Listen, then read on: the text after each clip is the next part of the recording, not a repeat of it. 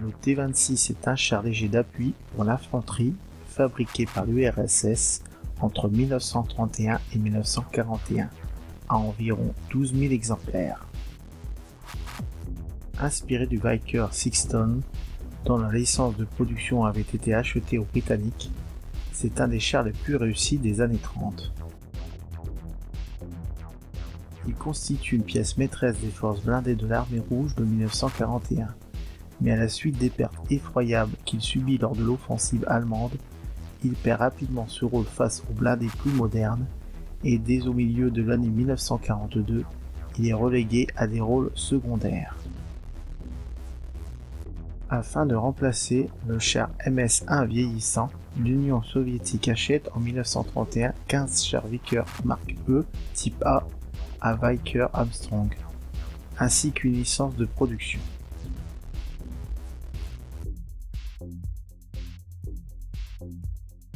Les blindés britanniques sont testés à l'académie de l'artillerie de Jodzelske à Leningrad.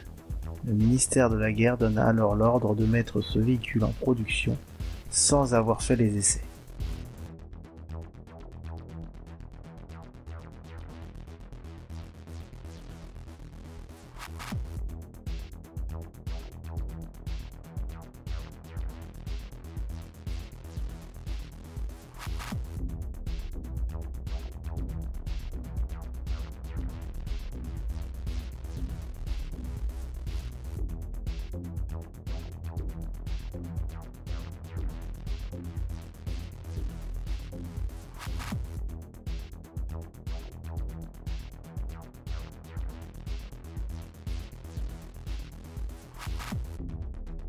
Deux prototypes désignés TMM1 et TMM2 sont alors réalisés par le bureau expérimental Okhmo de l'usine bolchevique de Leningrad, sous la direction de N.V. Barikov et S.A.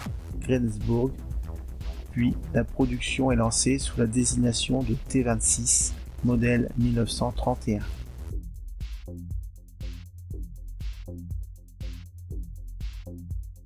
Bien qu'utilisant des équipements soviétiques, il reste une copie quasiment conforme du char Vickers, dont il reprend surtout les suspensions fiables constituées de deux groupes de 2 bogies reliés par un ressort plat, lui-même fixé au châssis.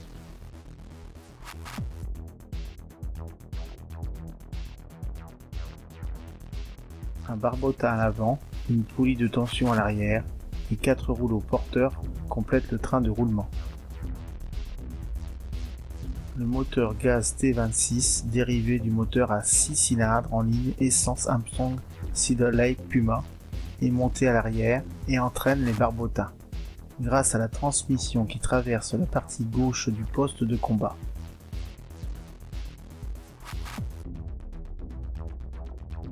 Par rapport au modèle original, les soviétiques ont néanmoins amélioré les tourelles. Sur leur modèle, elles ont un arc de tir de 265 degrés et les mitrailleuses sont montées sur rotule.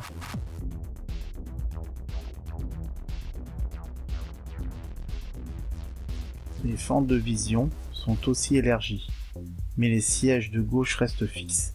La caisse est construite par le rivetage de plaques de blindage. Le conducteur prend place à l'avant droite, derrière un volet blindé.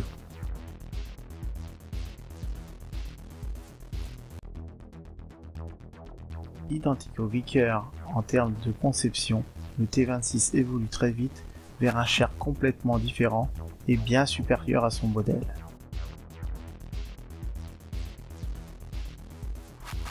La configuration d'armement à 2 petites tourelles utilisées sur le modèle 1931 cède à la place en 1933 à une seule tourelle armée d'un puissant canon 20K de 45 mm de calibre utilisé aussi sur le BT5.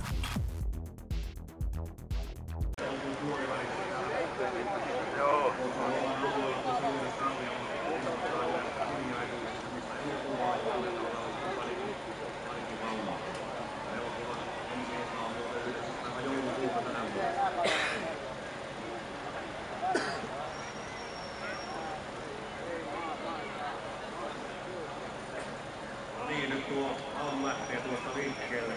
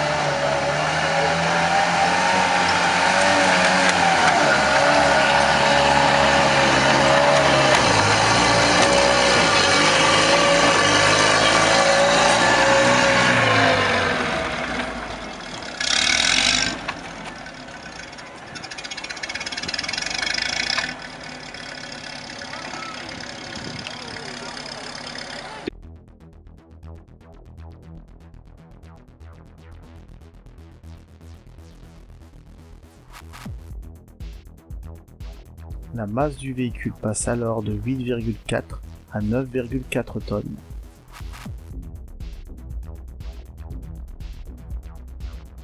Ce T26 modèle 1933 est la version la plus prolifique du char avec un peu plus de 200 exemplaires produits entre 1933 et 1936.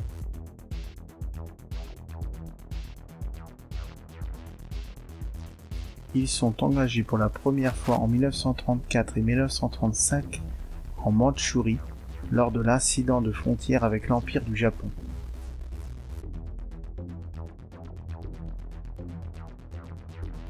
Les républicains espagnols reçoivent quant à eux 362 T26 modèle 1933 qui sont opposés lors de la guerre d'Espagne au Panzerkampfwagen I allemand et au CV-23 italien et qui dominent complètement grâce à leur armement.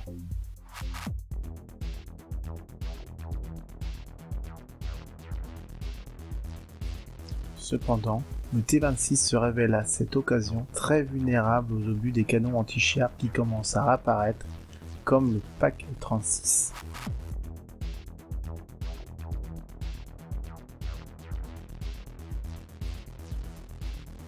Au début de 1938, la République de Chine en commande pour lutter lors de la guerre sino-japonaise.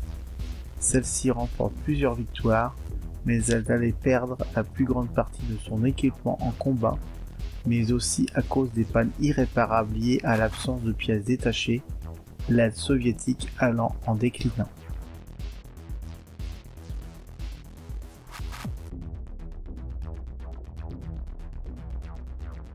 La nécessité d'améliorer la protection du blindage se fait ressentir, ce qui conduit au lancement de la production du T26 modèle 1938, construit par soudure et non plus par rivetage, comme les modèles précédents.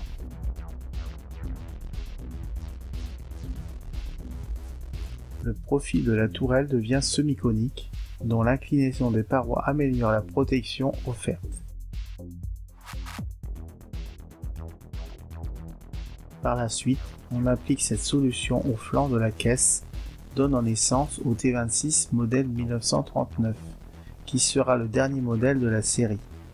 Au total, plus de 11 000 exemplaires du T26 ont été produits en 10 ans. Les T26 de tous les modèles participent encore aux affrontements frontaliers de Kalingol en Mongolie contre l'armée impériale japonaise, puis à l'occupation de l'Est de la Pologne en 1939. Leur engagement contre la Finlande pendant la guerre d'hiver de 1940 montre une fois de plus que leur blindage est devenu insuffisant et ils se révèlent incapables de percer la ligne de Mannerheim.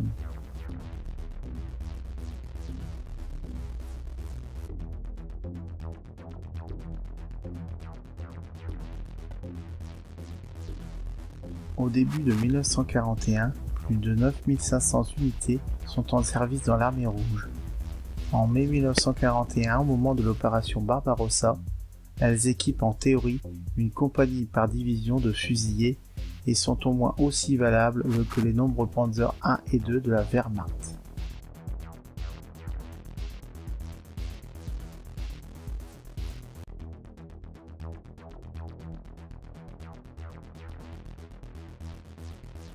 Cependant, ces blindés sont souvent vieux et mal entretenus. Les équipages manquent d'entraînement et sont mal commandés, et la plupart seront détruits ou abandonnés avant la fin de l'année.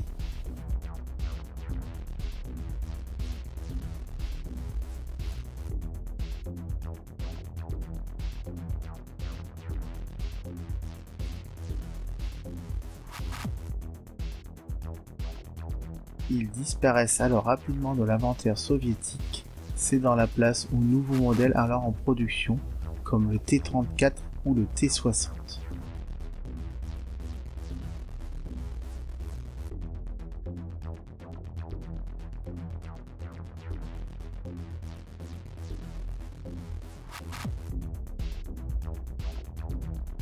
Par contre, les Finlandais et les Allemands, qui en avaient capturé en grand nombre, les utilisèrent jusqu'à la fin de la guerre, souvent dans les opérations contre les partisans.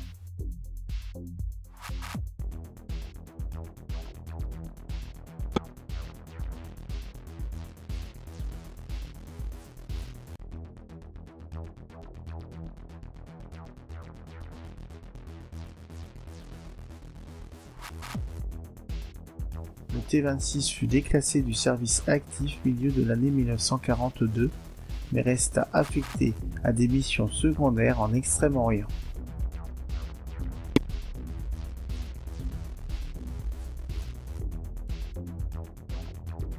Le Cher fut cependant un excellent blindé pour son époque, très bien adapté aux besoins soviétiques, simple et robuste.